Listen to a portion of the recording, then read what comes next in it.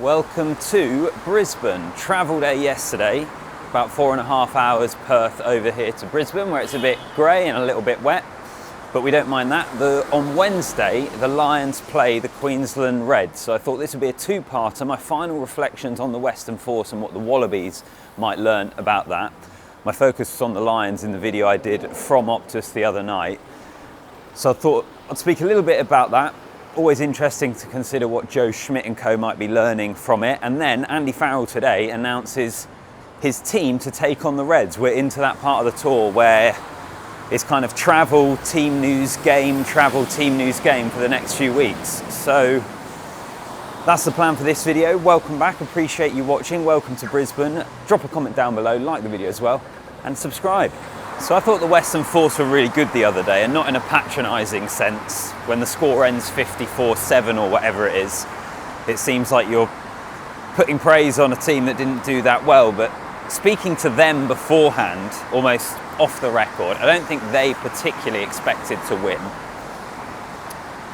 And particularly for the first half, the way in which they troubled the Lions, I thought was really, really strong. And in particular, a couple of areas. And when we look at Joe Schmidt and the Wallabies, what are they going to be looking at? Well, number one is restarts. They caused the Lions all sorts of issues from the restart, to the point where that is a big thing. I think it's quite fixable from the Lions' point of view. And speaking to them afterwards, I think that is how they're going to try and review it. But I just think if you're Australia and you're Joseph Suaalii, you're looking at that and you're thinking that there's so much potential to be able to cause them problems there. Think back to what they did against England at Twickenham last year when they won. Even that restart they collected to actually go and win the game. I think it was Suaalii against Itoje, caused him problems all day. That could be a big thing for the Lions. But as I say, I do feel like that is fixable. You can fix that, and the Lions absolutely have to. I suppose from the Force as well, I thought Dylan Peach looked really good. I'm a bit biased because I spoke to him in the week beforehand and he had a really interesting story about designing the Wallabies jerseys. He also has designed some for the Waratahs when he played there and the Western Force. I thought he was excellent. I thought the other winger was as well. Completely forget his name at the moment. You guys will know who I mean. Both wingers I thought were good. Nick White I thought added zip and pace into the game, which is absolutely no surprise from what we saw from him when he was in England. I'm battling rush hour traffic here, by the way. Basically, to fully bring you in on my tour experience here, is I'm having to, quite early in the morning, go and find a bit of kit that I desperately need. And it's rush hour and it's quite busy. So yeah, I thought Nick White was very good. I thought Dylan Peach was excellent, and it was ultimately the Western Force just faded, didn't they? Like they were very good in the first half, and I spoke to Nick White afterwards, and he was like, "Yeah, we just absolutely faded in that second half, like a bit of a stone." But from their point of view, it was a club record in terms of attendance, 46,000, something like that, and the occasion itself, I think they were pretty encouraged by.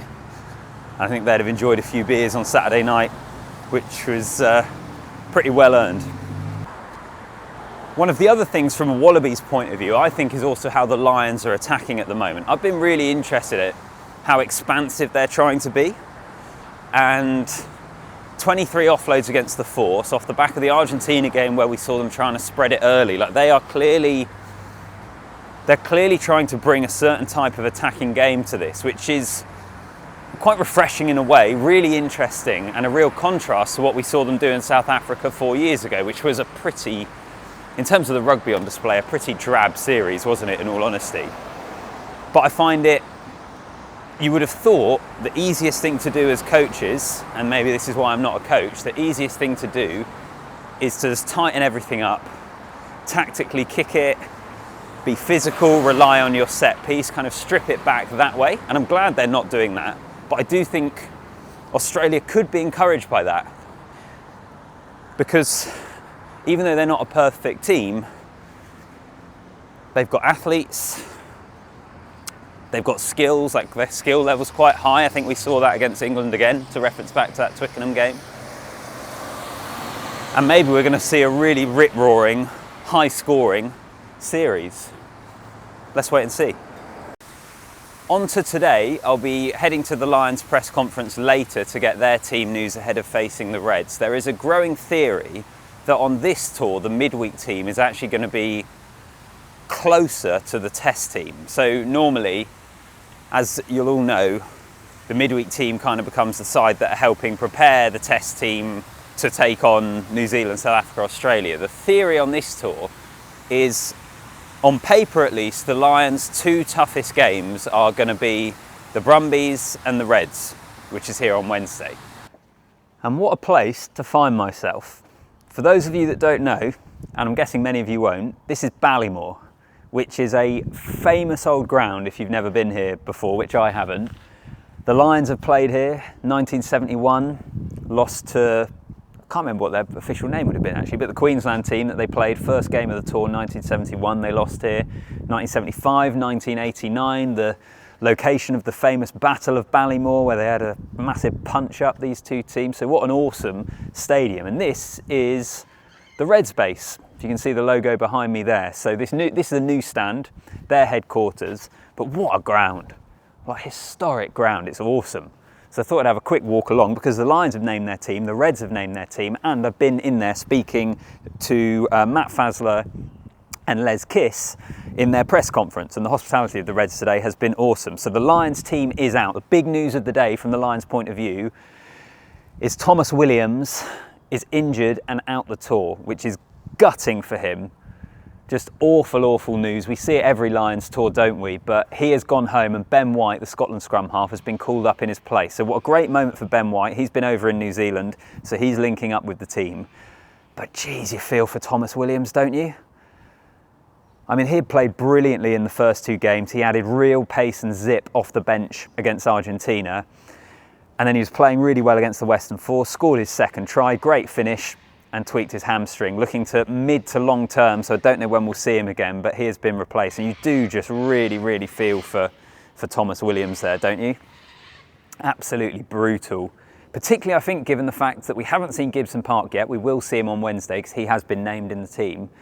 And so many people had Gibson Park nailed on as their starting nine. He may well still have been, but I think Tomos Williams was doing a pretty good job of really playing himself into that test team. So I massively, massively feel for Tomos Williams. Outside of that, 14 changes from the team that played against the Western Force. Finn Russell is the only man that keeps his spot. Once again, we've got a lot of players from the bench. So 6 players from the bench against the Western Force are now starting. Alex Mitchell remains on the bench. So the kind of similar rotation of the team for Andy Farrell.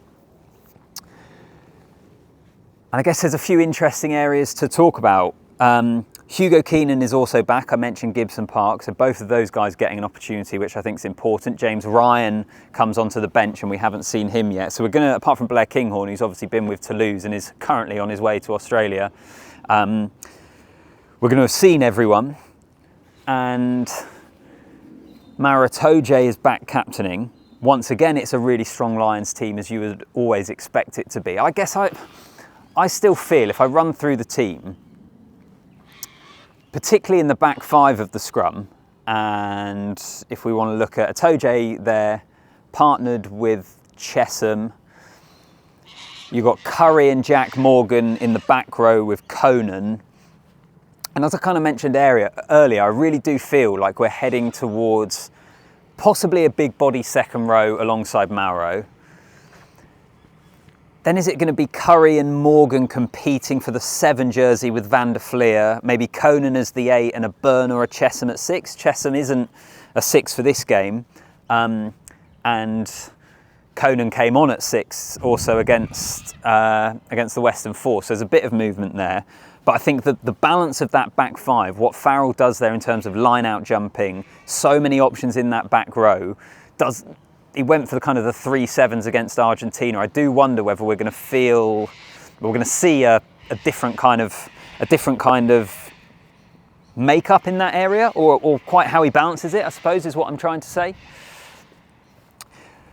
It's also worth noting, actually, that in the centre partnerships, he hasn't gone for what maybe a lot of us thought he would have done, which would have been you either go Tuipulotu and Jones or you go Aki and Ringrose.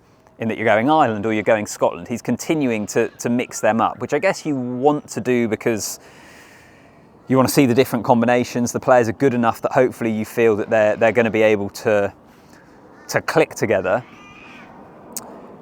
So yeah, what do you make of that Lions team as we continue to build towards the test? Tomos Williams, the news of the day.